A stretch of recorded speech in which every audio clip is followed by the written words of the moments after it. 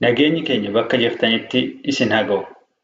Har'a jecha afaan Oromoo sagalee laafaa afur qaban kan waliin ilaallu ta'a.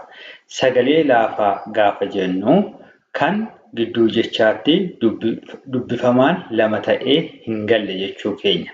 Bakka kanatti iddoo hundattuu iskiriinii irratti kan laaltan kanarratti dubbifamaan lama ta'ee bakki inni itti gale tokkichillee hin jiru jechuudha. Sababa kanaatiif sagalee laafaa jenneen kan nuyi sagalee laafaa afur jechaa jirruuf immoo sagalee isaan qaban sagalee afur jechuudha. Fakkeenyaaf asitti ishee kana yoo fudhattan hagasitti sagalee tokko qaa asirraa kaatee aga iddoo kana geessutti roo sagalee lammaffaa mii sagalee sadaffaa naa sagalee afuraffaadha jechuudha. Sagalee afurirraati jechuudha kan isaan ijaaramanii jiran. Warreen kaanis yoo laaltanii haaluma kanaan kan isaanii ijaaramanii jiran jechuudha. Sagalee afur qabu.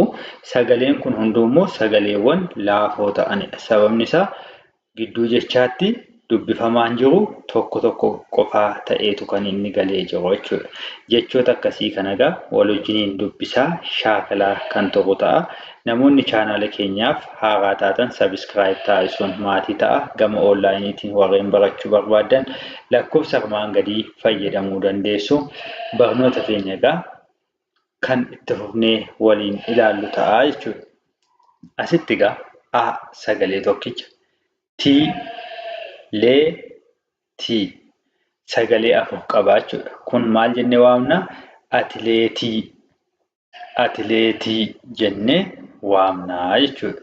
Warreen kaanis sagalee isaa egaa bakka qoodamiinsa birsaga isaa irratti yoo dubbistanii sagaleewwan sana tokkoon isaanii argachuu dandeessu jechuudha. Jarreen kana egaa isinis yeroo fudhattanii ilaaluu dandeessu waan ta'eef hagas mara nu rakkisu tokkoon isaa isiniitii dubbisaan darba. Jechootuma isaan isiniitii dubbisaa irra darbaa. Quruphisa, qaroomina, tiraafikii, ramadamuu, dagaagina, avokaadoo, hubachiisa, cuquliisa,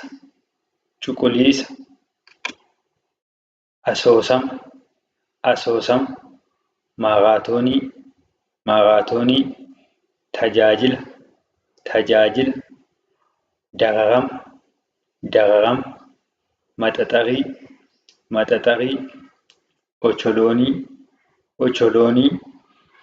magariisa, kibiriitii, sodaachisaa, yaadachiisa, amajaajii, galatoomaa, kabajamoo, sanaafica, otoobisii, filatamaa, miliyoona, falaasama,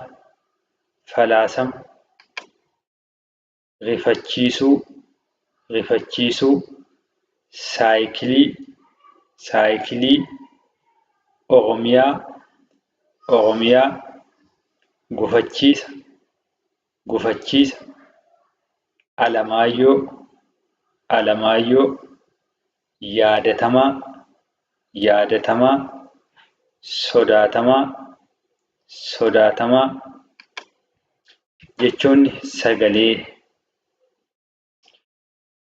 Jechoota sagalee laafaa afurraatii jechoota ijaaraman warreen nuti ilaalaa turre kanneen armaan olii turanii sagalee lama sagalee sadiirraa jechoota ijaaraa turuun keenya yaadatama. Sagalee afur sagalee shan isaa olirraas jechoota haala kanaan ijaaruu akka dandeenyu bartaniitu jirtu abdii qaba. Warreen kana barreeffadhaatii shaakala akkasumas jechoonni adda adda maaf dheeratanii jettanii yaada keessan sanarratti of hin dhiphisiinaati. Haga sagalee baay'ina jiruutiin barreessuu shaakaluu bagaa deemaa isiniin jenna. Barnoota haaraatiin haga walitti deebinutti nagaan nuuf turaa.